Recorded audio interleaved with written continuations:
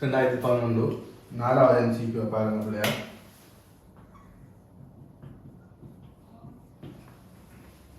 இயல்பான செப்பஞ்செய்கையில் உள்ள ஒரு கூட்டு நுணுக்கு காட்டியில் இறுதி பிம்பத்தை கேட்டீங்க.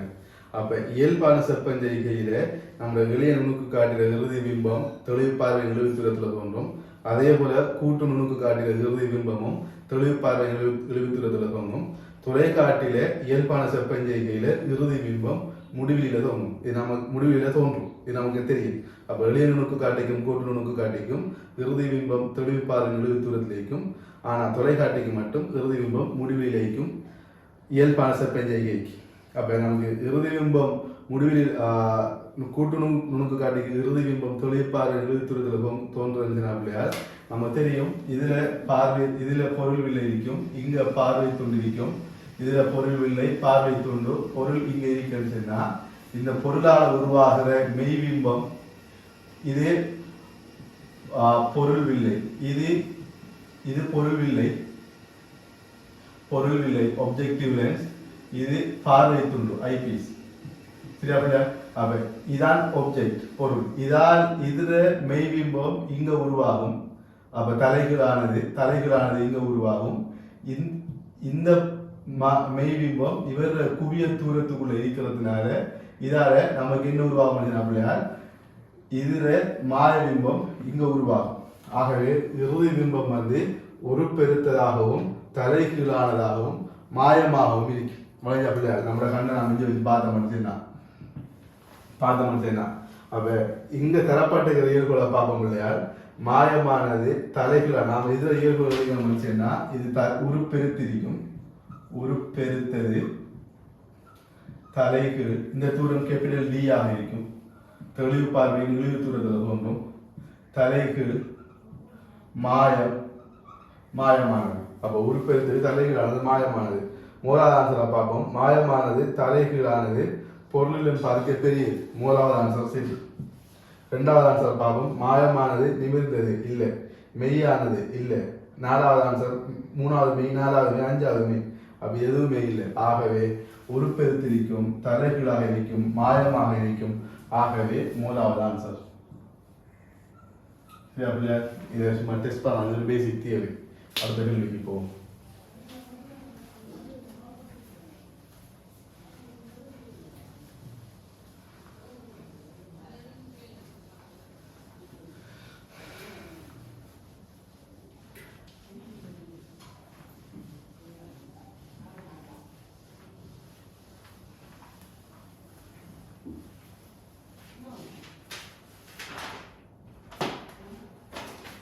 அடுத்த 16ஆம் கேள்வி பிள்ளையா.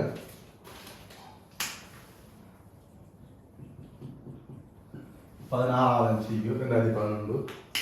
கட்காசம் உள்ள நோயாளி ஒருவருக்கு அறுவை சிகிச்சைக்கு பின்னர் அவருடைய கண் வில்லைக்கு பதிலாக ஒரு நிலைத்த குவிய தூரத்தை உடைய ஒரு செயற்கை வில்லை இடப்பட்டது.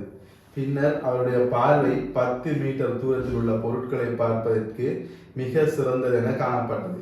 வாசிப்பதற்கு அவர் பயன்படுத்த வேண்டிய வில்லையை கேட்டீங்க. அப்ப வாசிக்கிறேன்னு சொன்னா அவர் தெளிவு பார்வையின் இழிவு தூரம் அவரை இல்ல 25 சென்டிமீட்டர் வச்சு வாசிக்க போறார். அப்ப அண்மை புள்ளியில வச்சு வாசித்தாருன்னு சொன்னா அவருக்கு 10 மீட்டர்ல இருக்கிறத தெளிவாக பார்க்கலாமா. அப்ப 10 மீட்டர்ல இருக்கிறத பார்க்க போறாருன்னு சொன்னா அவரோட வில்லை என்ன செய்ய போச்சுன்னா அப்படியா, அவரோட வில்லை இதான் இஞ்சான அவரோட கண் இருக்க போகுது. இது அவர் போட்டிக்கிற மூக்கு கண்ணாடி 10 மீட்டர் வரைக்கும் அவருக்கு தெளிவாக பார்க்கலாமா. 10 மீட்டர் வரைக்கும் அவருக்கு தெளிவாக பார்க்கலாம். 10 மீட்டர் வரைக்கும் அவர் தெளிவாக பார்க்கலாம்னு சொன்னா அவருக்கு இவ்விடத்துல 25 சென்டிமீட்டர்ல இருக்கிற எழுத்துக்களை 25 சென்டிமீட்டர், இவ்வளவு 25 சென்டிமீட்டர். அப்ப 25 சென்டிமீட்டர்ல நாம பொருளை வச்ச முடிஞ்சுனா நாம 25 சென்டிமீட்டர் நாம பொருளை வச்ச மாட்டா, நம்ம வாசிக்கிற புத்தகத்தை வச்ச மாட்டா இந்த வில்லை இந்த பிம்பத்தை 10 மீட்டர்ல உருவாக்கும். 10 மீட்டர்ங்கிற அளவு பிள்ளையா, 10 மீட்டர்ங்கிறது 1000 சென்டிமீட்டர்ல உருவாக போகுது. 1000 சென்டிமீட்டர்ல 10 மீட்டர் 10 மீட்டர் உருவாகும். அப்ப 1000 சென்டிமீட்டர் உருவாகும். அப்ப 25 சென்டிமீட்டர்ல இருக்கிற பொருள பிம்பம் 1000 சென்டிமீட்டர்ல உருவாக போகுது. அப்ப நாம வளமையாக நம்முடைய பார்வை குறைபாடுகள்ல, நம்ம பார்வையில குறைபாடு செய்ய கூடாது. நம்ம பார்வையில வர பிரச்சனைகள்ல நமக்கு குறும்பார்வை நீள்பார்வை நமக்கு ரெண்டு இருக்கு. குறும்பார்வை இதெல்லாம் கிளியரா விளங்கி வச்சிருந்தா கேள்வி செய்யறது லேஸ். குறும்பார்வை, இரண்டாவது நீள்பார்வை. அப்ப குறும்பார்வை என்னினால் அவருக்கு அருகில் இருக்கிறது விளங்கும், தூரத்தில் இருக்கிறது விளங்க மாட்டான். அருகில் இருக்கிறது விளங்கும், தூரத்தில் இருக்கிறது விளங்க மாட்டான். அதாவது தூரத்திலிருந்து வார சமாந்தர கதிர்கள், தூரத்திலிருந்து வார சமாந்தர கதிர்கள் அவருடைய கண்ணில விழித்திரையில குவியாம இடையில ஒரு இடத்த குவி. தூரத்திலிருந்து வர சமாந்தர கதிர்கள், அப்ப தூரத்திலிருந்து வர சமாந்தர கதிர்கள் இவ்வளத்தை குவிகிறதுனால இவரை கொஞ்சம் விரிக்கிறது. இவருக்கு அருகில் இருக்கிறது விளங்கும், தூரத்தில் இருக்கிறது விளங்காது. அப்ப அருகில் இருக்கிறது விரிந்த கற்றையாகவும் தூரத்திலிருந்து வர்றது சமாந்தர கற்றையாகவும். சிம்பிள் விஷயம். அப்ப இந்த நிலைமையில அவர் என்ன செய்வார், இவருக்கு நாம இவ்விடத்துல ஒரு குழிவு வில்லை ஒன்றை பாவிச்சோம்னு சொன்னா, இவ்விடத்துல ஒரு குழிவு வில்லை ஒன்றை பாவிச்சோம்னா இந்த கதிர்களை அவர் விரிச்சு விழித்திரையில குவிப்பார். ஆகவே குறும்பார்வை என்றா தூரத்தில் இருக்கிறது விளங்காதவருக்கு, தூரத்தில் இருக்கிறது விளங்காதவருக்கு குழிவு வில்லை. இந்த சமூக உங்களுக்கு கட்டாயம் இருக்கணும் இல்லையா, குழிவு வில்லை துவப்படும். இதே இது நீள்பார்வை பிரச்சனை இருக்கிறவருக்கு, நீள்பார்வை பிரச்சனை இருக்கிறவருக்கு அவருக்கு தூரத்தில் இருக்கிறது விளங்கும், கிட்ட இருக்கிறது விளங்க மாட்டான். அதாவது இதான் அவருடைய கண் அடிச்சுன்னா, இதான் அவருடைய கண் அடிச்சுன்னா அவருக்கு தூரத்தில் வர சமாந்தர கதிர்கள் வடிவா விழித்திரையில ஒடுங்குவார். ஆனா அருகிலிருந்து வாரது, அருகிலிருந்து வாரது என்ன செய்ய மாட்டேன்னா பிள்ளையார் இந்த விழித்திரைக்கு பின்னால குவியும். ஆகவே விழித்திரைக்கு பின்னால குவியறதுனால இவரை இன்னும் கொஞ்சம் ஒடுக்கி முன்னுக்கு கொண்டாடுறதுக்கு, இவரை இன்னும் கொஞ்சம் ஒடுக்கி முன்னுக்கு கொண்டாடுறதுக்கு நாம் என்ன செய்யணும்னா நாம குவிவு வில்லை ஒன்றை பார்க்கணும். இப்ப இன்னொரு குவிவு வில்லை ஒன்றை பார்க்கணும்னா இவர் இன்னும் முடுங்கி சரியா விழித்திரையில குவிவர். ஆகவே குறும்பார்வை என்று சொன்னா அவருக்கு கிட்ட இருக்கிறது மட்டும் விளங்கும், தூரத்தில் இருக்கிறது விளங்காது. அப்ப தூரத்தில் இருக்கிறது விளங்க செய்யறதுக்கு நான் குழிவு வில்லை பாவிப்பேன். இங்க நீள்பார்வை இதுதான் பாவிப்போம், அது பிரமாணம் பார்க்கறது. இங்க நீள்பார்வை பிரச்சனை இருக்கிறவருக்கு என்ன செய்ய மாட்டேன், தூரத்தில் இருக்கிறது விளங்கும், கிட்ட இருக்கிறது விளங்காது. ஆகவே அவருக்கு குவிவு வில்லை பாவிப்போம். இந்த ரெண்டு சமவையும் தெரிஞ்சா பிள்ளையார் கேள்விகளை டிரெக்டா செய்யலாம். இப்ப இந்த கேள்வியில இவருக்கு தூரத்தில் இருக்கிறது விளங்கும், கிட்ட இருக்கிறது விளங்க மாட்டான். அப்ப என்ன பிரச்சனை பிள்ளையார், இந்த பிரச்சனை. ஆகவே அவருக்கு என்ன தேவைப்பட போதும், அவருக்கு குவிவு வில்லை தேவைப்பட. அப்ப நான் முடிவெடுக்கேன் குவிவு வில்லை சரி, குவிவு வில்லைங்கிறது சரி. அவ குவிவு வில்லையை பாவஜி ஈஸி ஆன்சர் எடுக்க போறேன், ஈஸி ஆன்சர் எடுக்க போறேன். குவிவு வில்லைங்கிறது தீர்மானிச்சு இப்ப எனக்கு குறிவாளுக்கு பிளஸ் மைனஸாங்கிற பிரச்சனை இல்லை. எனக்கு இப்ப சிலார்கள் பாடமாக்குவாங்க, பழையத்தை காட்டிங் குறிவாளுக்கு பாவிக்க போல, பழையத்தை காட்டிங் குறிவாளுக்கு பாவிக்க போல இதுல குவிவு வில்லைக்கு மைனஸ் வரும், குழிவு வில்லைக்கு பிளஸ் வரும் அப்படின்னு எல்லாம் பாடமாக்கி வைப்பாங்க. அப்ப அவங்களுக்கு ஆன்சர் அவங்க குறிவழக்க பாவிச்சு தான் செய்வாங்க. MCQ செய்யக்கூட குறிவழக்கு நம்ம பாவிக்க தேவைப்படாது. சரி, அவ்வளவு ஏன்னா நாம தெளிவாக விளங்கி எடுத்த தொகுப்புல எது கேள்வி செய்ய போறோம். இப்ப குவிவு வில்லை என்று நமக்கு தெரிஞ்சிட்டு, இப்ப பாருங்க பிள்ளையாரு நான் வில்லை சமன்பாடு பாவிக்க போறேன். ஒண்டிங்கில் ஒண்டிங்கில் எஃப் எடுத்தேன்னா பெருமானத்தை மட்டும் பாவிக்க போறேன். பாருங்க பிள்ளையார், பொருள் தூரம் 25, பிம்ப தூரம் 10 மீட்டர். அப்ப 25 10 மீட்டர் நான் ஒப்பிட்டேன்னு சொன்னா இவரை விட இவர் 40 மடங்கு பெருசு. அப்ப 40 மடங்கு பெருசுன்னு சொன்னா நான் அதை புறக்கணிக்கிறேன். அப்போ ஒண்டிங்கில் வியை விட்டுட்டு நினைச்சேன்னா எனக்கு டிரெக்டா பெருமானம் யூர பெருமானம் தான். இந்த ஒண்டிங்கில் வியை விட்ட நினைச்சேன்னா டிரெக்டா யூர பெருமானம் தான் எனக்கு எஃப்ர பெருமானமாக இருக்கு. ஆகவே 25 சென்டிமீட்டர் குவிவு வில்லையா இருக்கும். அப்ப ஆன்சரை பார்க்க நினைச்சேன்னா பிள்ளையார் அன்னளவாக 25 சென்டிமீட்டரை உடைய குவிவு வில்லைங்கிறது நமக்கு 3வது ஆன்சர். இப்ப நான் சொன்னது குறிவழக்கு இன்றைய முறை. எப்படி பிள்ளையார் நான் கேள்வியை தெளிவாக வாசிச்சுட்டேன். 25 கிட்ட தூரத்தில் இருக்கிறது விளங்குது, அருகில் இருக்கிறது விளங்குது இல்லை. ஆகவே நீள்பார்வை குவிவு வில்லை பாவிக்கணுங்கிற முடிவு நான் எடுத்துட்டேன். 3வது முடிவு.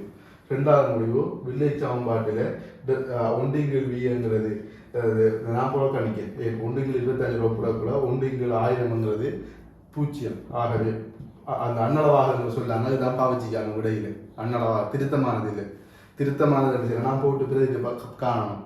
ஆகவே அன்னளவாக சொல்லுங்கிறதுனால இதை ஊர்ப்பேன் ஒண்டிங்கில் யூக்கு இதுல இவர் பெய்தாருன்னு சொன்னா யூவும் எஃப்பும் பெருமானத்தில் சமனாக இருக்க போகுது. இது ஒரு வழி. இதில் எங்களுக்கு இப்படி எல்லாம் வேணாம், எங்களுக்கு டிரெக்டாக நீங்கள் வில்லேஜ் சாம்பாடை போட்டு காட்டுங்கன்னு சொல்லாங்களுக்கு குறிவழக்கின்படி யூ சமன் ப்ளஸ் 25 சென்டிமீட்டர், யூ சமன் ப்ளஸ் 25 சென்டிமீட்டர், வி சமன் ஏன் நான் இங்கே தான் அளக்க போகிறேன், வி சமன் ப்ளஸ் 1000 சென்டிமீட்டர். ஏன் இந்த திசையில் எஃப் காணும். அப்போ வில்லேஜ் சாம்பாலோடைய போட்டு என்ன பிள்ளையா 1 ப்ளஸ் 1000 மைனஸ் 1 ப்ளஸ் 25 அது சமன் 1 எஃப். ஆகவே சுருக்கிறது சொன்னால் இங்கே 25 எழுவர், இங்கே 1000 எழுவர் பிள்ளையார். அப்போ 975. அப்போ போமாசி என்ன வரப்போகுது பிள்ளையார், போமாசி என்ன வரப்போகுது, நான் இதை அப்படியே குறுக்கு பெருக்க இருக்கல, போமாசி 1000 எடுத்து நினைச்சேன், லேசிக்கா அப்படி போமாசி 1000 எடுத்து நினைச்சேன்னா 1000. இப்போ இவர் 40, அப்போ இவர் 40 இங்குள் 1000, இவர் 1 இங்குள் 1000. அப்போ 40 1 40 போனால் மைனஸ் 39 இங்குள் 1000. அப்போ எஃப் சமன் மைனஸ் 1000 இங்குள் 39. இப்போ இதை சுருக்கி போட்டு திருப்பி விடைக்கு மட்டும் தட்ட வேண்டி வரும். இப்போ எவ்வளவு மடத்தனமான வேலை. அப்போ இங்கே மைனஸ் வந்துருக்குன்னா திருப்பி யோசிக்கணும், குவிவு இல்லைக்கா மைனஸ், குழிவு இல்லைக்கா மைனஸ். அப்போ இந்த இடத்துல முடிவெடுப்பார், இவ்வளோத்தான் முடிவெடுப்பார், இந்த மைனஸை பார்த்து தான் முடிவெடுப்பாங்க, குவிவு இல்லைன்றது. ஏன் குறி வழக்குக்கு போய் குறி வழக்கில் இது திரும்பணும், மார்க்ஸில் எஸ்ஏக்கு மார்க்ஸுக்கு அப்படி தான் குறி வழக்கு. இங்கே நமக்கு குறி வழக்கு தேவைப்படாது, வாங்க அப்படியா, இங்கே நமக்கு குறி வழக்கு தேவைப்படாது, எம்சிக்குகள் செய்யக்கூட குறி வழக்கு ஒரு காலம் தேவைப்படாது. சரியா? அப்போ இந்த இப்போ இதுக்கு புறவோ இதை சிறாக்கள் சுருக்கிற டக்கு டக்கு டக்குன்னு இதை சுருக்கி போட்டு பார்த்தா அங்கே அந்த பெருமானம் விரிக்க மாட்டான். அங்கே அந்த பெருமானம் 25 தசம் சொல்லி தோணும். புறவு பார்த்தா அன்னளவாக 25 போகிறோம். ஏன் அவ்வளவு பேரை சுற்றி செய்யணும் மைதா பிள்ளையார். அப்போ ஸ்டெப்பாக வழங்கக்கூடிய மாய்க்கும் பிள்ளையார் நமக்கு குறுவழக்கு இல்லாமல் எப்படி எம்சிக்கு செய்கிறங்கிறது இந்த செஷனில் நம்ம ஃபுல்லாக பார்ப்போம். சரியா பிள்ளையார்? அடுத்த கேள்விக்கு போவோம். இதை கிளியராக விளங்கிடுங்க பிள்ளையார். நாம செய்ய எப்படின்னு சொன்னால் கிட்டத்தில் இருக்கிறது விளங்காது, தூரத்தில் இருக்கிறது விளங்குதுன்னு சொன்னால் நீள் பார்வை. அப்போ குவிவு இல்லை என்று முடிவெடுத்துட்டோம். மூலாவுக்கு ஆன்சர் 1 இங்குள் 1000, 1 இங்குள் 25 ரூபாய் புறக்கணிக்கத்தக்க. ஆகவே எஃப் சமன் அன்னளவா 25. அவ்வளவுதான். சரியா பிள்ளையார்? அடுத்த கேள்விக்கு போவோம்.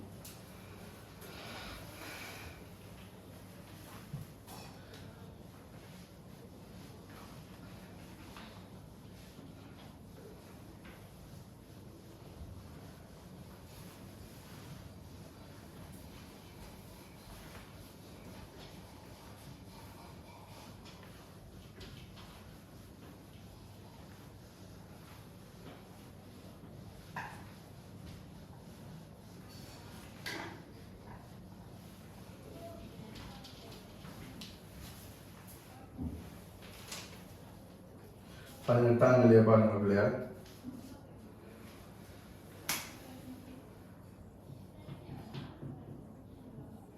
பதினெட்டாங்கல்லி வழிப்படத்தில் காணப்படும் ஒழுங்கமைப்பானது ஒரு சமாந்தர ஒளிக்கற்றை புள்ளி எஸ்ஸிற்கு பயன்படுத்தப்படுகிறது. ஏபிசி ஆகிய அந்த ஒளியியல் மூலகங்களுக்கு இருக்காங்க. இதில் பாருங்க பிள்ளையார், இதில் ஏக்கு வார கதிர் இப்படி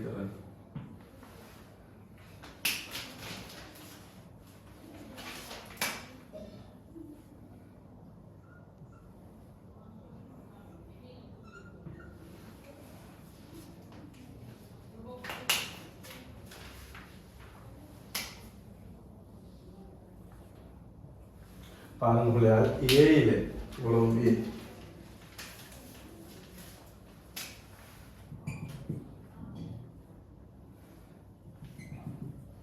இதுக்குள்ள ஒளியல் மூலகம் ஒன்று. சரியா பிள்ளையார்?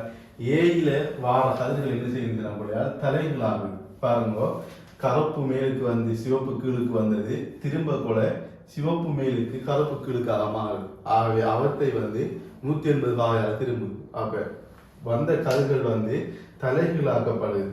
இதே போலதான் பியிலையும் பியில உள்நுழைய போல மேலுக்கு இந்த கதிர் வெளியிறங்க போல கீழுக்கு இருக்கு. அப்ப தலைகீழாகுதல் நடக்கிறது எப்போன்னு சொன்னா பிள்ளையார் 45 பாக அறிய மிகுதான் பிள்ளையார் 45 பாக அறிய தடுத்தல் சொன்னா செங்கோண அறியம் 45 பாகை எடுத்து சொன்னா இங்க முழுவாகத்தொகை படையும். நாங்கள் 42 பாகையோட கூட தானே பிள்ளையார். அப்ப முழுவாகத்தொகை படையும். அப்ப இங்க வார கதிர் என்ன செய்ய மாட்டேன்னா பிள்ளையார், இப்படி வார கதிர் இங்க தெரிச்சு வெளியேறுவார். இதுக்கு அடுத்ததாக வர போற கதிர் என்ன செய்வாருன்னா பிள்ளையார், இப்படி வந்து இங்க தெரிச்சு இங்க வெளியேறுவார். ஆகவே இந்த தோற்றப்பாடு என்ன நடக்கும் பிள்ளையார், 45 வகை 90 45 வகை அதிகத்தில் நடக்கும், அல்லது 45 90 அதிகத்தில் நடக்கும். ஆகவே நிச்சயமாக ஏயும் பியும் அந்த 45 வகை அதிகத்தில் நடக்கும். ஏயும் பியும் சரி அப்படியா, ஏயும் பியும் இதுல சிய கேட்டியாங்க. சி வந்து ஒரு குவிவு இல்லை நமக்கு உலகம் சமாந்தர கதிர்களை குவிக்கு. ஆகவே 45 வகை 90 45 வகை அதிகம் ஏயும் பியும் வருவார், சி குவிவு விலை வருவார். அப்ப ஆன்சர் வந்து 5வது ஆன்சராக. அப்ப ஆன்சர் வந்து 5வது ஆன்சராக வருவார். 5வது ஆன்சர் இது. அப்ப இதை ஒழுங்கு எடுத்துக்கிட்டா சரி.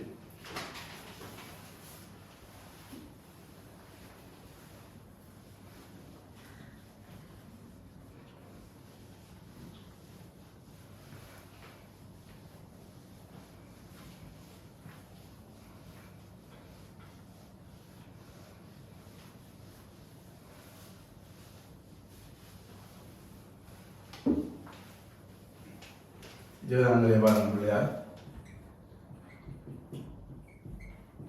2012 ஒரு ஸ்டாண்டில் ஏற்றப்பட்ட ஒரு பொருள் ஊசி ஓவில ஒரு குழுவில எல்லினால் உண்டாக்கப்படும் பிம்பம் ஐயானது பொருள் ஊசியுடன் ஒரே வரிசையில் அமையுமாறு செய்யப்பட்டு வில்லையின் மையத்தில் வெட்டப்பட்ட ஒரு சிறிய வட்டத்துளை இச்சுநடாக பார்க்கப்படுகிறது.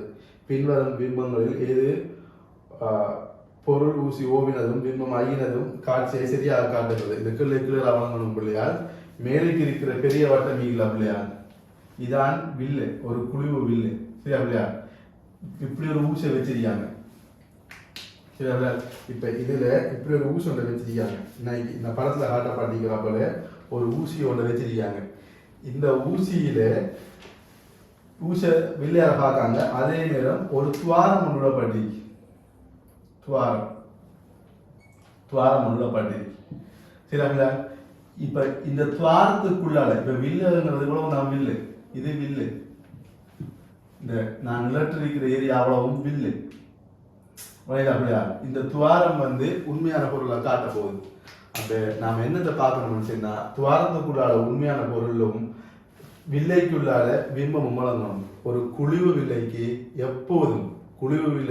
எப்போதும் ஒரு சிறுத்த பிம்பம் தோன்றும். எந்த தானத்திலையும் எப்போதும் பண்றது என்னது, மெய்ப்பொருளுக்கு. குழிவு வில்லை கவனம், மாயப்பொருளுக்கு இல்லை. குழிவு வில்லையில் மெய்ப்பொருளுக்கு எப்போதும் ஒரு சிறுத்த மாய பிம்பம் உருவாகும். எப்போதும் இல்ல மாயப்பொருள் வந்துச்சுன்னா மெய் பிம்பம் உருவாகும். அது எப்படி நினைச்சேன்னா, நான் ஒரு குவிவு வில்லை ஒன்றிலிருந்து வர கதிர்களை இவர் ஒருங்குறதுக்கு முதல் ஒரு குழிவு வில்லையை பிடிச்ச முடிச்சுன்னா கொஞ்சம் தூரத்துக்கு போய் ஒருங்குவார். அந்த டைம்ல மெய்பிம்பம் உருவாகும். மாயப்பொருளுக்கு மெய்பிம்பம் உருவாகும். மெய்ப்பொருளுக்கு எப்போதும் மாயபிம்பம் தான் உருவாகும். இதே போல மெய்யா மாயமாண்டு மதிக்கிற அப்படின்னு சொன்னா, கதிர்கள் அதுவாகவே ஒடுங்கினா மெய், நாம நீட்டி சந்திக்க வச்சா மாயம். பொருளுக்கும் சரி பிம்பத்துக்கும் சரி கதிர்கள் அதுவாக சந்திச்சா மெய். சரியா. இதுல உண்மையான ஊசியை விட பிம்பம் பிடிக்கும் பிள்ளையார். உண்மையான ஊசியை விட பிம்பம் இதுல இன்னொரு ஏற்படுத்தி நிமிர்ந்தது. தலைகள் ஆக மாட்டான், நிமிர்ந்தது. மாயபிம்பம் நிமிர்ந்தது. ஆகவே உண்மையான ஊசை விட பிம்பம் சின்னதாக இருக்கும், நிமிர்ந்ததாக இருக்கும். ஆகவே இதுக்குள்ளால பார்க்க போல உண்மையான ஊசி பெரிய ஊசி வழங்கும். இதுக்குள்ளால பார்க்க போல நடுவுல பெரிய ஊசி வழங்கும். இதுக்குள்ளால பார்க்க போல பெரிய ஊசி வழங்கும் இப்படி. ஆனா பிம்பம் எப்படி இருக்குன்னு சொன்னா பிள்ளையால் பிம்பம் இதை விட சின்னதாக இருக்கும். அப்ப பிம்பம் இதை விட சின்னதாக இருக்கும். அப்ப நடுவுல வளர்ந்த மாட்டோம், நடுவுல துவாரமின்றதுனால பிம்பம் இதை விட சின்னதாக இருக்கும், ஒரு சிறுத்திருக்கும், நிமிர்ந்திருக்கும். ஆகவே கருப்பால நான் நடுவுல காட்டிக்கிறது உண்மையான பொருள் அகலமாக இருக்கும், சிவப்பால காட்டிக்கிறது பிம்பம் சிறியதாக இருக்கும், நிமிர்ந்திருக்கும். பிம்பம் சிறியதாக இருக்கும், நிமிர்ந்திருக்கும். ஆகவே அப்படி நமக்கு வார விட என்னன்னு சொன்னா நமக்கு 3வது ஆன்சர் தான் அப்படி இருக்கு. 2வது தலைகளாகி 3வது பிம்பம் பெருத்திருக்கு, பொருள் சிறுத்திருக்கு, 4வது மதை பெருத்தினேன், 5வதுலையும் தலைகளாக இருக்கு. ஆகவே பிம்பம் நிமிர்ந்திருக்கும், பிம்பம் நிமிர்ந்திருக்கும், ஒரு சிறுத்திருக்கும். கருப்பால் இருக்கிற உண்மையான பொருள் இது பிம்பம், ஒரு சிறுத்திருக்கும். புரிஞ்சா பிள்ளையா? ஆகவே நமக்கு சரியான ஆன்சர் 3வது. சரியா பிள்ளையா? 3வது ஆன்சர் நல்ல ஆன்சர். அடுத்த கேள்வியை போகும்.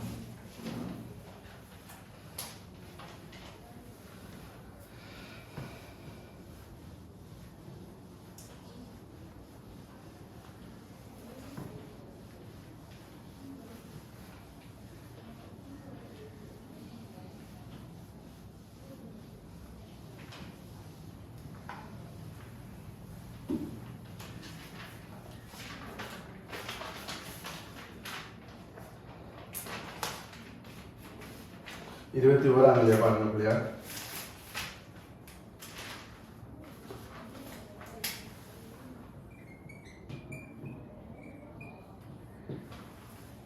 ஓராம் நிலை இதுல 3 லேயர் காட்டிக்கங்க.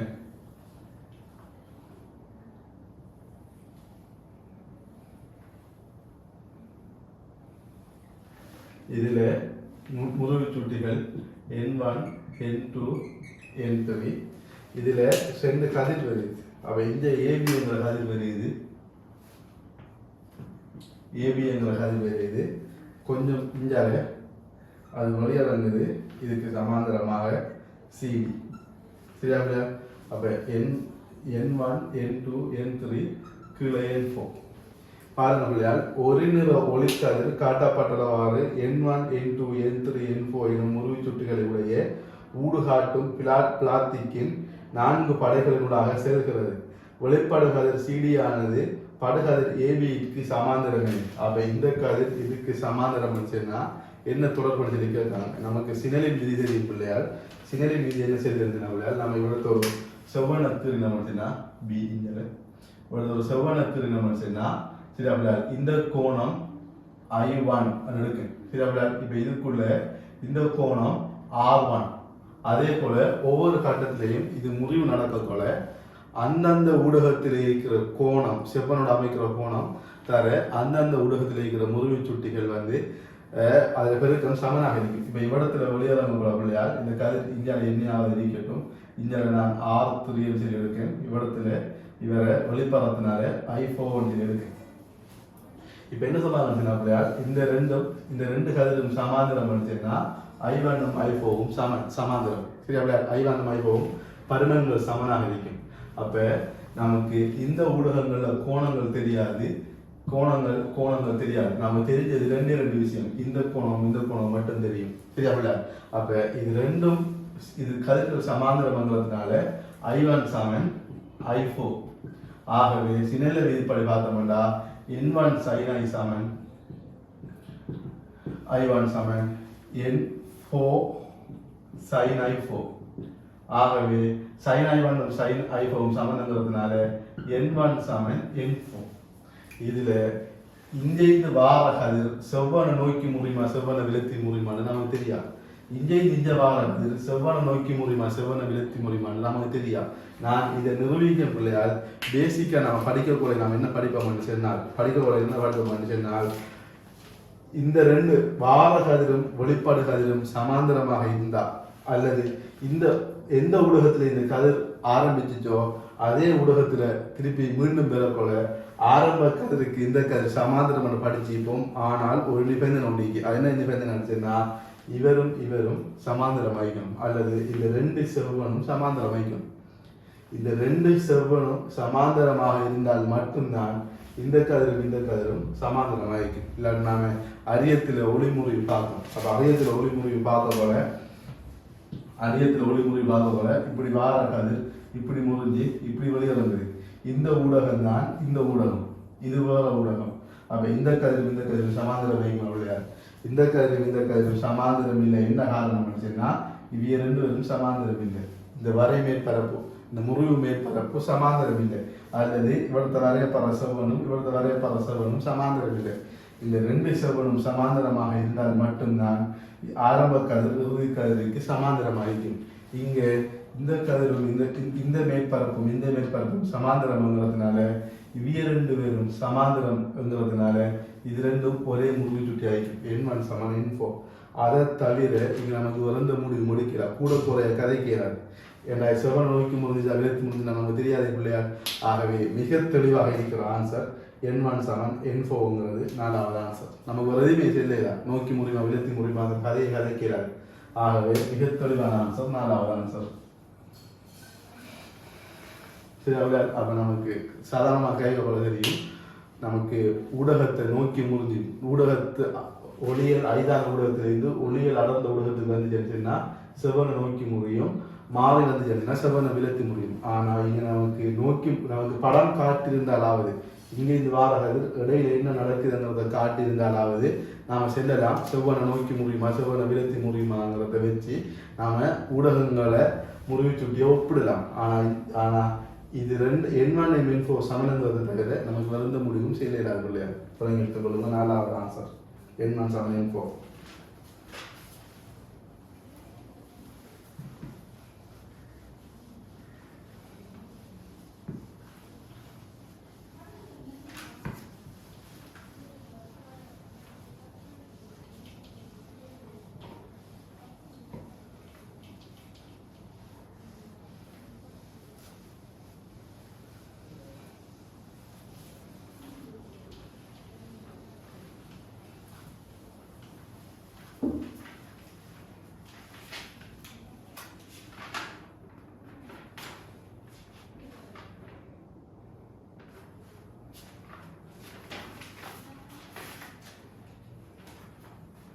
நாம் இல்லையா பாருங்க. உருவில் காணப்படுகின்றவாறு ஒரு ஏரியில் கரையில் நிற்கிறார். அவர் நீரின் மேற்பரப்பிலிருந்து கீழே ஒரு குறித்த தூரத்தில் ஒரு மீன் இருப்பதை காண்கிறார். அவர் மீன் இருக்கும் இடத்தை அறிந்து கொள்வதற்கு ஒரு லேசரை பயன்படுத்துகிறார். அவர் லேசரை எய்ய வேண்டிய லேசர்ங்கிறது ஒரு ஒளிக்கதிர். இப்போ நம்ம பார்த்தோம் இல்லையா, இதான் நீரின் மேற்பரப்புன்னு சொன்னா இது இவ்விடத்துல தான் மீன் இருக்கிற வெப்பமே. இப்போ மீன் இருக்கிற உண்மையான தானம் வந்து இவ்விடத்தண்டு வெப்பமே. மீன் இருக்கிற உண்மையான தானம் வந்து இவ்விடத்தண்டு சொன்னா இப்போ இதுல இருந்து வார கதிர் வந்து எப்படி வெளிப்படுத்தினா பிள்ளையா, இப்போ இதுல இருந்து வெளிப்படுற கதிர் வந்து இது நீர். அப்போ வெளிப்படுற கதிர் வந்து இப்படி வந்து செவ்வனை நோக்குமா விலத்துமா பிள்ளையா, அடர்ந்த ஊடகத்துல இந்த ஐதான ஊடகத்துக்கு வரக்குள்ள செவ்வனை விலத்து. இதுல இது ரெண்டு கதிர்கள் வரும். ஆகவே இந்த கதிரை நாம நீட்டினா பிள்ளையார் மீன் வந்து இவ்விடத்தை இருக்கிறா போல தோன்றும். ஆகவே பிம்பம் இவ்விடத்து அப்ப நமக்கு உயர்ந்து விளங்கும். இப்ப நாம எய்ய வேண்டியது லேசர் ஒரு ஒளிக்கதிர் விளையாடு. அப்ப லேசர் ஒரு ஒளிக்கதிர் நான் அங்கே இந்த அடித்தேன்னு சொன்னா ஒளிக்குள்ள போகக்கூட செவ்வனை நோக்கி முடியும். ஆகவே ஒளியின் புறமாற்று இயல்புங்கிற விஷயம் நமக்கு தெரியும் இல்லையா. ஒளிக்காரர் எந்த திசையில வந்துச்சு அவர் அப்படி ரிவர்ஸ் பண்ணினா வந்தா போலே போவார், எந்த ஒரு மாற்றமும் இல்லாமல். அப்படி எல்லாருக்கும் யோசிக்கிறது அவதி கோணத்துல வேற எப்படி நடக்க மாட்டேன், நமக்கு அங்கேயும் அவதி கோணத்துல மட்டும் அதான் நடக்கிறது. சரி அப்படியா. அப்ப இங்க என்ன நடக்க போனது அப்படியா, இங்கே இந்த வார ஒளிக்கதிர் இவ்வளவு கண்ணை வந்து அடைஞ்சிச்சு. நான் லேசரை இதே பாதையில பிடிச்ச நினைச்சேன்னா லேசர் அப்படியே இங்க போய் இப்படி வருது. ஒரு பொருள் நமக்கு விளங்குறது அப்படின்னு சொன்னா அப்பொருளிலிருந்து வார ஒளிக்கதிர் நம்மளோட கண்ணை அடைகிறதுனாலதான் பொருள் விளங்குது. புரியுதா பிள்ளையா? இப்போ நாம ஒரு இருட்டு ரூம் கேட்கிறோம். ஒரு டோர்ச்சை எடுத்து நாம ஒரு பொருளை பார்க்குறோம்னு டோர்ச்சை நம்மளோட கண்ணுக்கு அடிப்போமா, டோர்ச்சை அந்த பொருளுக்கு அடிப்போமா? டோர்ச்சை அந்த பொருளுக்கு அடிப்போம். அந்த பொருளில் படுற ஒளி நம்மளோட கண்ணை வந்து அடைய போல அந்த பொருள் நமக்கு கற்புலன் ஆகுது. விளங்குது பிள்ளையார்.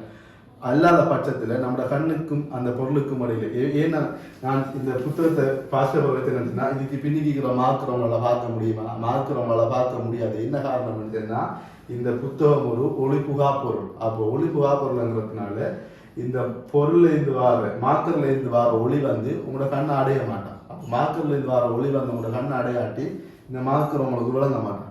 அப்படியா? அப்ப பொருள்ல இருந்து வார ஒளி நம்ம கண்ணு அடைகிறதுனாலதான் எந்த பொருளும் நமக்கு கற்புலன் ஆகுது. இந்த மீன்ல இருந்து வார ஒளி வந்து நம்மளோட கண்ணை அடைகிறதுனாலதான். மீன்ல இருந்து வார ஒளி வந்து நம்மளோட கண்ணு மீன்ல இருந்து வார ஒளி வந்து நம்மளோட கண்ணை அடைகிறதுனாலதான் என்ன நடக்கும் பிள்ளையால் இந்த மீன் நமக்கு தெரியுது. நாம் அந்த கதிரை நிறுத்துறோம், அது இவ்வளத்தை இருக்கிறா போல வளர்ந்து. ஆனா உண்மையா இங்கேருந்து வந்த கதிரை நம்மளோட கண்ணை அடைஞ்சு நாம இப்ப என்ன செய்ய பிள்ளையால் மீனுக்கு சரியா லேசர் அடிக்கணும் முடிச்சுன்னா எவ்வளத்தை எனக்கு மீன் தோற்றுச்சோ அதன் வழியை நான் லேசர் அடித்தேன்னு நினைச்சேன்னா லேசரை நான் இப்போ நீரத்தலை போறேன். அதன் வழியை நான் லேசர் அடித்தேன்னு பிள்ளையார் லேசர் வந்து அப்படியே மீனுக்கு வந்து பண்ணும். லேசர் ஒளிக்கதிரங்கிறதுனால பிள்ளையார் ஒளிக்கதிரங்கிறதுனால. ஆகவே நான் இதை நோக்கி அடிப்பேன். நீங்க எவ்வளத்தை வழங்கிச்சோ அதை நோக்கி அடித்து நினைச்சேன்னா வார ஒழிக்காது அதே போல டேர்ன் பண்ணி போய் மீன்ல பட போகுது. அதே போல டேர்ன் பண்ணி போய் மீன்ல பட போகுது. இதே நான் ஒரு கன்னால ஷூட் பண்ண போறேன் இல்லாட்டி அம்பைய போறேன்னு நினைச்சேன்னா மீன்ற பிம்பத்துக்கு மீனனை இடத்த தோன்றா அதுக்கு கீழே பார்த்து அடிக்கணும். அது விளங்கவே மாட்டேன். எனக்கு எப்படி விளங்குறேன்? அதுக்கு ஒளிமுறை பற்றி அறிவு விளங்கணும். எனக்கு இந்த தோற்ற பயிற்சி விளங்கணும். தோற்ற பயிற்சி விளங்கணும். இது அந்த பாஞ்சாலி சிவமரத்துல இந்த அர்ஜுனன் அடிச்சா போய் அந்த செட்டப் இல்லை. இது அது மீனுக்கு இது கீழுக்கு அந்த செட்டப் இல்லை பிள்ளையார். இது வேற செட்டப் மனிதா பிள்ளையார். அப்ப வீண்ட பிம்பம் மேலுக்கு விளங்கும், உண்மையான மீன் கீழுக்கு இருக்கு. சரியா? ஆகவே நான் சரியா அடிக்க கூட இந்த கதிர் எந்த பாதையில் வந்துச்சோ அதே பாதையாக ரிட்டர்ன் ஆகும். இதை சொல்றது ஒளியின் புறமாற்று இயல்பு செய்தி. ஆகவே தரப்பட்ட கூற்றுல சரியான கூற்று என்னன்னா முதலாவது மீனின் தோற்ற அமைவுக்கு மேலே இல்லை, இரண்டாவது மீனின் தோற்ற அமைவுக்கு கீழே இல்லை, மீனின் தோற்ற அமைவுக்கு நேரு. அப்ப மீனின் தோற்ற அமைவுக்கு சரியான நேரை நான் அடிச்சு நினைச்சேன்னா பிள்ளையார் இதுல போய் படும். நாலாவது மீனின் உண்மையான அமைவு நமக்கு தெரியாது. உண்மையான அமைவு நமக்கு ஒரு காரணம் விளங்க மாட்டேன். என்ன காரணம் அப்படின்னா இது உயர்ந்து வழங்க போகுது மனிதா. அப்ப இது உயர்ந்து வழங்குறதுனால மீண்ட தோற்ற அமைவை தான் நாம பார்க்க போறோம். சரியா? நான் ஒரு கெஸிங்ல அடிக்கலாம் எவ்வளவுக்கு கீழே இல்லைன்னு சொல்லி துப்பாக்கியால சுடக்கூட லேசர் அடிக்கக்கூட லேசர் ஒளியங்கிறதுனால எனக்கு எவ்வளத்தை வழங்குதோ அவர்த்த அடிக்கலாம். ஆகவே மீனின் தோற்ற அமைவுக்கு நேர் அடித்தா சரி. மூணாவது ஆன்சர். அப்ப இதில் இருக்கிற இவ்வளவு விஷயத்தையும் கிளியராக விளங்கிடுங்க பிள்ளையார் கருத்துக்கொள்ளும். 2011 தேசிய பாருங்க பிள்ளையார்.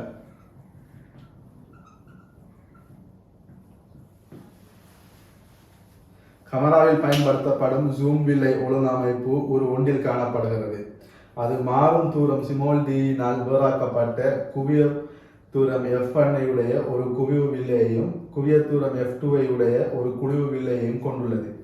ஜூம் வில்லையின் நோக்கம் டியின் சிறிய மாறலினால் வில்லை சேர்மானத்தின் பழைய குவிய தூரத்திற்கான குவிய தூரத்தை கணிசமான அளவினால் மாற்றுவதன் மூலம் பொருள்களுக்கு மாறும் பரிதாக்கத்தை வழங்கலாம்.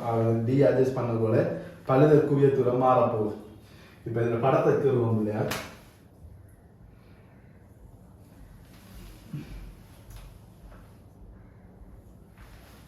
இந்த படத்தை தருவோம். இது தலைமையாச்ச இதுல ஒரு குவிய வில்லை இருக்கிறீங்க, இதுல ஒரு குழிவு வில்லை. இப்ப கதிர் படம் தருவோம். கதிர் என்ன செய்யறதுன்னா பிள்ளையார் சமாந்தரமாக வார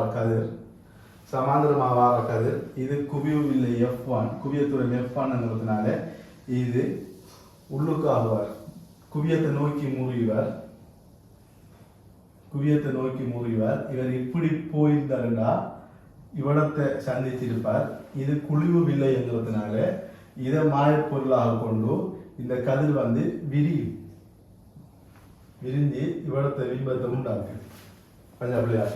அப்ப இவடத்துல போய் சேர வேண்டியவர் விரிவடைஞ்சி போய் அங்க சேர்றார். சரியா? இப்போ இது குளிர்வில்லோட குவிய தூரம் F2ன்னு செஞ்சிடலாங்க F2. ஆகவே இதுக்கு ரெண்டு பக்கம் குவியங்கள் இருக்கும். ஆகவே இப்போ இந்த படத்தில் நமக்கு இந்த வில்லைகளுக்கு இடையிலான தூரத்தை ஸ்மால் d என்று சொல்லி சொன்னாங்க. இந்த வில்லையிலிருந்து இந்த பிம்பம் உருவாகிற தூரத்தை v என்று சொல்லி சொன்னாங்க. சரி, v என்று சொல்லி சொன்னாங்க. இதில் வேற ஒன்றும் இல்லை. இன்னொரு விஷயம் முடிக்கிறேன். நான் நீளத்தை அழைக்கிறேன். ஏன்னா நான் 2 காலத்தில் வைக்கிறதுனால இந்த உண்மையான பிம்பத்தை பின்னோக்கி நீட்டினேன்னு சொன்னா இந்த உண்மையான பிம்பத்தில் போட்டு இப்படி பின்னோக்கி நான் நீட்டினேன்னு சொன்னா அது சந்திக்கிற இடம் பி. அதையும் காட்டிக்காங்க. சரி, அதையும் காட்டிக்காங்க. கேள்விக்கு வருவோம். ஏ பார்ட். ஐயில் ஒரு மெய்பிம்பத்தை உண்டாக்குவதற்கு D,F1 ஆகியவற்றினால் திருப்தியாக்கப்பட வேண்டிய சமமின்மை என்னன்னு கேட்டீங்க. இது D. சமாந்தரமா வார கதிர் இவ்விடத்தை வந்திருக்கணும் இல்லையா? இவ்விடத்தை வந்திருக்கணும். ஆகவே இவ்விடத்த வாரத்துக்கு முதல் இடையில இந்த குழிவு விலையை வைக்காங்க. ஆகவே இவ்வளவு தூரமும் F1, அதை விட இந்த D சின்ன வைக்கணும். இவரோட பிம்பம் உழுந்ததுக்கு அங்கால வச்சவே இல்லை. இவரோட பிம்பம் உழுவதுக்கு முன்னுக்கும் இந்த வில்லையை வைக்காங்க. ஆகவே இந்த D இவரோட குவிவு வில்லையின் குவிய தூரம் F1 விட சின்னதாக இருக்கு. D சிறிது F1 ஆக இருக்கு. சரியாவில் D சிறிது F1 ஆகிருக்கு. ஏ பாட். பி பாட்டை பாருங்க பிள்ளையால். குழிவு வில்லை வலப்பக்கமாக பிம்பத்தூரம் V-யில் வில்லை சேர்மானம் ஒரு பிம்பம் I-ஐ உண்டாக்குகிறது. V-க்கான ஒரு கோவையை F1, F2D ஆகியவற்றின் சார்பில் தரட்டாங்க. ஆகவே இந்த V-க்கான கோவையை F1, F2D ஆகியவற்றின் சார்பில் தரட்டாங்க. அப்போ நம்ம வில்லை சமன்பாடு பாவிக்க வேண்டியது இல்லையா? வில்லை சமன்பாடுக்கு முதல் குறிவழக்கை செல்வோம். அப்போ குறிவழக்கு என்ன பாவிக்க போறோம்னு சொன்னா படுகதிரின் திசையிலான தூரங்கள் மைனஸ். அப்போ இங்கே படுகதிரின் திசையில் அங்கால வில்லைக்கு அங்கால வார தூரங்கள் மைனஸ், எதிர் திசையில் வார தூரங்கள் பிளஸ். தூரங்கள் யாவும் ஒளியியல் மையத்திலிருந்து அளக்கப்படும். அதான் நாம் இப்போ பாவிக்க போகிற குறிவழக்கு. சரி, பழையத்தை காட்டி குறிவழக்கு. அப்போ இதுக்கு பார்த்த மனுஷன் பிள்ளையார் குறிவழக்கின் படி பொருள் தூரம் என்னன்னு சொல்லி பார்த்த மனுஷன் பொருள் தூரம். இப்போ இந்த மாயப்பொருளை மெய்பிம்பம் கிடைக்குது. குழிவு வில்லைக்கு மெய்ப்பொருளுக்கு எப்போதும் மாயபிம்பம் கிடைக்கும். ஆனால் மாயப்பொருளுக்கு மெய்பிம்பம் கிடைக்கும். இந்த மாயப்பொருள் இவ்விடத்தை ஒருங்குவதாக தோற்றின கதிர் உண்மையாகவே ஒருங்குது இங்கு. இந்த குழிவு வில்லை இல்லை அடிபிம்பம் இங்கு வந்திருக்கு. ஆகவே இவ்விடத்தை தோற்றுவதாக தோன்றினது என்று சொன்னால் மாயபிம்பம். பொருளாயினும் பிம்பமாயினும் கதிர்கள் அதுவாக சந்திச்சா அல்லது அதிலிருந்து வந்துச்சுன்னு சொன்னா கதிர்கள் அதுவாக சந்திச்சால் அல்லது அதிலிருந்து வந்துச்சுன்னா பொருளுக்கு கிடைச்ச மனுஷன்னா கதிர்கள் அதுவாக வந்துச்சுன்னு சொன்னா மாயப்பொருள். நாம நீட்டிக்கு போய் விர வச்ச மனுஷன்னா பொருள்கள் கதிர் அதிலிருந்து வந்துச்சுன்னு சொன்னா மெய்ப்பொருள். நாம துண்டுக்கோட்டால் நீட்டி கண்ட மனுஷன்னா அது மாயப்பொருள். பிம்பத்தை பார்த்த மனுஷன்னா கதிர்கள் அதுவாக சந்திச்சா மெய்பிம்பம், நாம நீட்டி சந்திக்க வச்சா மாய பிம்பம். இங்க கதிர் அதுவாக சந்திக்குது மெய்பிம்பம், நான் இங்க நீட்டி சந்திக்க வைக்கிறேன் இது மாயபிம்பம். இது மாயபிம்பம். சரியா? மாயபிம்பம். அப்ப இந்த மாயபிம்பத்தை நான் மாய பொருளாக்கி இந்த குவிவு விலைக்கு இவரை மாய பொருளாக்கி அப்ப இங்க இந்த வார கதிர் இங்க போய் சேர எழுதப்பேன். அப்ப இந்த குழிவு விலைக்கு மாய பொருளுக்கு மெய்பிம்பம் கிடைக்க போகுது. அப்ப நான் ஐடேஸ் என்று போடாம சிம்பிளா ஓடேஸ் என்று போடுறேன். ஓடேஸ். அப்ப மாய பொருளுக்கு மெய்பிம்பம் கிடைக்க போகுது. மாய பொருளுக்கு மெய்பிம்பம் கிடைக்க போகுதுன்னு சொன்னா நமக்கு பொருள் தூரம் மாறுவார். இவ்வளவு பொருள் தூரம் இருவார். இவ்வளவு பொருள் தூரம். ஆகவே இந்த தூரம் ஆரம்பிச்சு நான் இவ்வளவு F1 இருந்து D போயிடுச்சுன்னு சொன்னா F1 மைனஸ் D. F1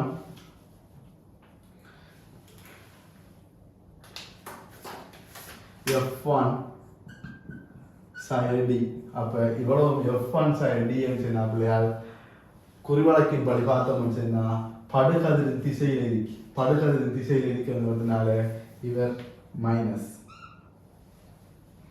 உண்மையான படுகதிரின் திசையில் பிம்பத்தூரத்தை பார்த்தோம்னு பிள்ளையால் பார்த்தோம்னு சொன்னா பிம்பத்தூரம் வில்லைக்கு அங்காலைக்கு. ஆகவே மைனஸ் V. குவிய தூரத்தை பார்த்தோம்னா பிள்ளையால் குவிய தூரத்தை பார்த்தோம்னா குழிவு விலைக்கு குவிய தூரம் பிளஸ் வேண்டா இங்கல பக்கத்தில் வச்சு தான் அவர் உருகுறது விதிகள். ஆகவே பிளஸ் F2. இப்போ வில்லை சமன்பாட்டை பாவிச்ச முடிச்சுன்னா ஒன்றிங்கில் V ஒன்றிங்கில் U ஒன்றிங்கில் F. ஆகவே பிம்பத்தூரம் ஒன்றிங்கில் -P ஒன்றிங்கில் -P மைனஸ் பொருள் தூரமானது பார்க்க முடியுது அப்படியால் ஒன்றிங்கில் -F1 sin D அப்படியே பிரதிகிறோம். சரியா? அது சமன் பிம்ப குவிய தூரம் ஒன்றிங்கில் F2 அது பிளஸ். இப்போ இதை சுருக்கி நம்ம செய்யப்பிள்ளையா மைனஸும் மைனஸும் பிளஸ் ஆகிடுவார். நமக்கு தேவை V. நம்ம வியை தான் காணணும். ஆகவே ஒன்றிங்கில் V அங்கால வரும், இவர் இங்கால வருவார். அப்போ ஒன்றிங்கில் V சமன் ஒன்றிங்கில் F1 மைனஸ் D மைனஸ் ஒன்றிங்கில் F2. போமா சேர்த்தோம்னா F2 தர F1 sin D வரும், இவர் இங்கால வருவார், இவர் வந்து பிரிப்படுவார். ஒன்றிங்கில் கழிப்படுவார். ஒன்றிங்கில் V சமன் F2 நான் பிராக்கெட் எடுத்து எழுதுகிறேன். F2 மைனஸ் F1 சக D. அதற்கு F2 தர F1 sin D. இப்போ V நிமித்தம் நினைச்சுன்னா F2 தர F1 sin D இருக்கு F2 மைனஸ் F1 சக D. இதனை தேவைப்பட முடியாது பின்னாலையும். ஆகவே இதை நான் மார்க் பண்ணி வைக்கேன். அப்போ V சமன் F2 தர F1 minus D equal F2 minus F1 plus D. இவ்வளவு மலிப்பம் இல்லையா?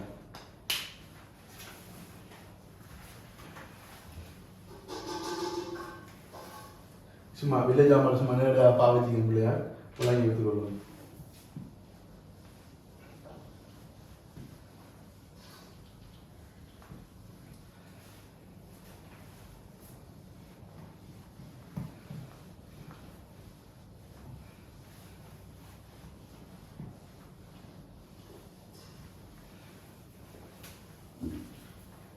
இப்போ பி பார்ட் பார்த்துட்டோம். சி பார்ட் சேர்மானத்தின் பழுதற்குவிய தூரத்தை துணிவதற்கு தலைமை அச்சிலிருந்து தூரம் R நோடில் குவியவில்லை மீது படும் ஒரு சமாந்தர கதிரை கருதுக.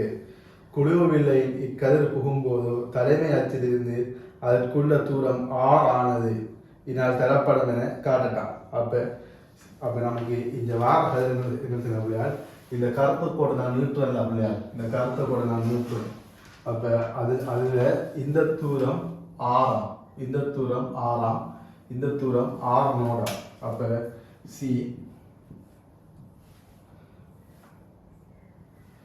இதில் இவ்வளவும் R நோட், இவ்வளவும் R.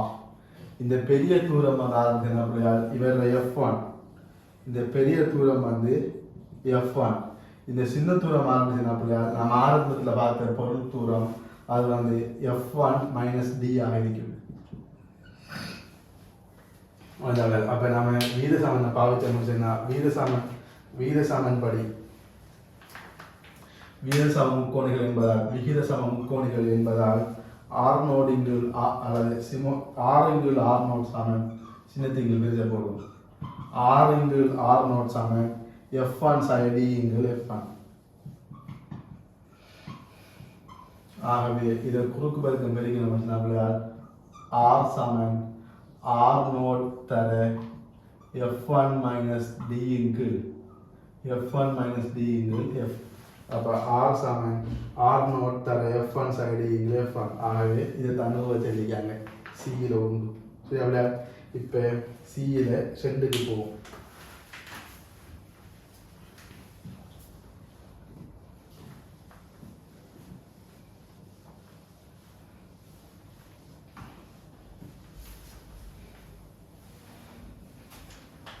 சீரல்ல பாருங்க. குழிவு வில்லையிலிருந்து பெறப்படும் இறுதி பிம்பம் ஐயை அடையும் ஒரு ஒன்றில் காணப்படும் கதிர் குழிவு வில்லை இடப்பக்கமாக பின்னோக்கி நீட்டப்படும் எனின் அது படுகதிரை P-யில் சந்திக்கும். இறுதி பிம்பம் I-யிலிருந்து புள்ளி Q-விற்கு உள்ள தூரம் வில்லை சேர்மானத்தின் குவிய தூரம் F ஆகும். ஆகவே இந்த தூரம் இது Q சொன்னா Q-க்கும் I-க்கும் இடையில் இருக்கிறது. இந்த கூட அப்படியே நெடுக வருது. Q-க்கும் I-க்கும் இடையில் இருக்கிறது. Q-க்கும் I-க்கும் இடையில் இருக்கிற தூரம் வந்து வில்லை சேர்மானத்தின் பலித குவிய தூரம் F ஆக இருக்காம். இக்குவிய தூரம் F சமன் இனால் தரப்படணும் காட்டுது. ஆகவே நமக்கு இது என்ன செய்யலாம் பிள்ளையார், இவ்வளவும் R0 இப்போ இவ்வளவும் F ஆம். இதில் இருந்து இவ்வளவும் பலித குவிய தூரம் F ஆம். F ஆகவே நாம் என்ன செய்யலாம் பிள்ளையார், இவ்விடத்தில் இயற்பத்த முக்கோணம் பாவிக்கிறார். ஏன் இந்த தூரம் R இல்லையா, இந்த தூரம் R, இந்த தூரம் V. அப்போ நாம் என்ன செய்யலாம் பிள்ளையார், இயற்பத்த முக்கோணம் எடுத்து காட்டிலும் சொன்னா இது I, இது I, இது R0, இது R. ஆகவே இவ்வளவும் F, இவ்வளவும் F, இவ்வளவும் V. ஆகவே R/R0 சமன், R/R0 சமன் இயற்பத்த முக்கோணம் பாவிக்கும் R/R0 சமன் V/F. நாம் காண வேண்டியது இந்த F தான். ஆகவே F சமன் என்ன வரும் நம்மளுடைய F சமன் R/R0. அப்போ F இஞ்சு ஆக்கினா V தர R/R. அப்போ F சமன் V தர R. அப்போ F சமன் V ஆரம்பிச்சுன்னா கண்டிக்க முடியாது. F2 F1 மைனஸ் D இங்கு F2 minus F1 plus D. இதான் V தர R நோடிங்கு R1க்கு பதிலாக R நோடிங்கு Rக்கு பதிலாக C பார்ட்டில் இருந்து C1ல இருந்து F1 இங்கு F1 sin D எடுக்கலாம். ஆகவே F1 sin D கேன்சல் ஆகிடுச்சுன்னா F சமன் F1 F2 இங்கு F2 sin F1 சக D ஆகும். இயற்பத்த முக்கோணம் பாவிச்சிருக்கேன். ஆகவே F1 F2 இங்கு F2 sin F1 சக D. இதனால் தரப்படும். இது நாம் மாறி போட்டோம்னா வர்க்கம் வரும். இதை மாறி போட்டோம்னா வர்க்கம் வரும். இங்கே நம்ம சரியாக போட்டோம்னா தரகுல அது ஒரு வெட்டுப்பட்டு கேன்சல் ஆகிடும். ஆகவே C2 காட்டிட்டோம். இப்போ அடிப்போம் இல்லையா, C3க்கு போகும், இவ்வளோத்தையும் அடிப்போம். ஆகவே தன்னுருவத்தை இல்லையாமே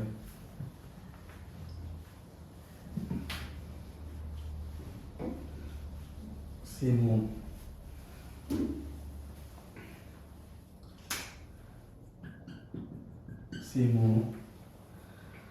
F1 சமன் 12 சென்டிமீட்டர் ஆகவும் F2 சமன் 18 சென்டிமீட்டர் ஆகவும் வேறாக்கம் D ஆனது 0 to 4 சென்டிமீட்டருக்கும் இடையே செப்பஞ்செய்யத்தக்கதாக இருந்தால் சேர்மான வில்லையின் குறைந்தபட்ச குவிய தூரத்தையும் உயர்ந்தபட்ச குவிய தூரத்தையும் கேட்காங்க.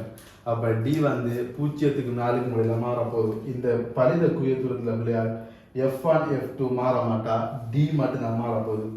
D இழிவாகினா F உயர்வாகும், D உயர்வாகினா F இழிவாகும். அப்போ நாம் சொல்ல போகிறோம்னா D 0 ஆகும்போது, அப்போ D 0 ஆகும் போது கேட்டது என்ன ஓடுறது, உயர்வு மூலியமா குறைந்தபட்ச குவிய தூரம். அப்போ குறைந்தபட்ச குவிய தூரம் D உயர்வாகும். அப்போ D சமன் 4 சென்டிமீட்டர் ஆகும்போது F வந்து இழிவாகும்.